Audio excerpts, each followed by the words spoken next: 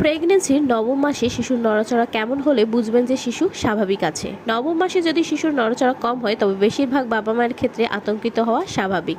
শিশুর নড়াচড়া কম হলে চিন্তার বিষয়। তাই আজকে তুলে ধরবো নবম মাসে গর্ভের শিশুর স্বাভাবিক নড়াচড়া, শিশু কিভাবে নড়ে, শিশুর গতিবিধি কিভাবে গুনবেন। তাই ভিডিওটি মনোযোগ সহকারে দেখবেন। গর্ভাবস্থায় নবম মাসে শিশু কিভাবে নড়াচড়া করে। গর্ভাবস্থায় নবম মাসে একটি সুস্থ শিশু প্রতি 2 ঘন্টা পর পর লাথি মারা উচিত। এটি প্রসবের মাসেও হয়, তাই বেশিরভাগ মায়েদের পেটে শিশুর ক্রিয়াকলাপ বাড়তে থাকা লক্ষ্য করা যায়। তবে কিছু অসুস্থতা বা বিপদ ছাড়াই তবে এমন কিছুটা শান্ত হতে পারে। যতক্ষণ 2 ঘন্টা অন্তর লাথির সংখ্যা 10 বার বা তার বেশি বারে স্থির থাকে ততক্ষণ আতঙ্কিত হওয়ার দরকার নেই।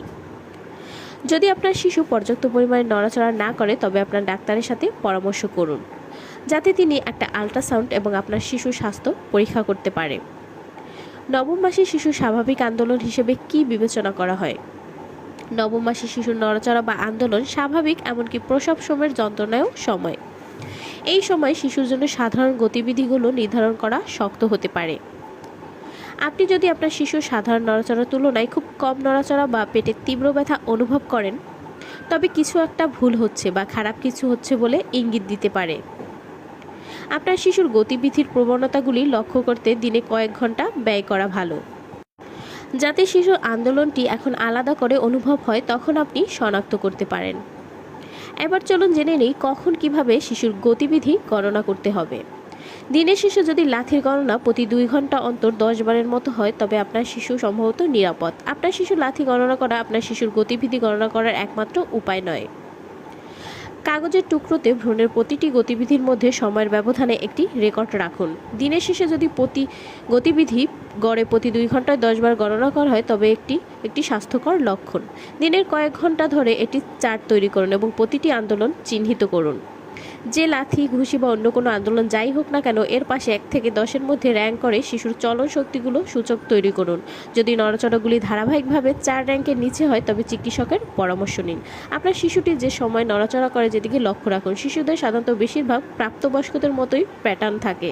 খাবারের পরে, খাবারের আগে, আপনি যখন টয়লেটে থাকবেন, ঘুমের পরে, যখন আপনি হাঁটবেন বা ব্যায়াম অনুশীলন করেন তখন তার নড়াচড়া করা উচিত।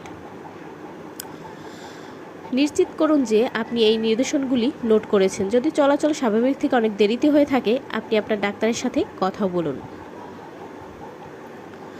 গর্ভাবস্থার শেষের দিকে কি শিশুর আন্দোলন ধীর হয়?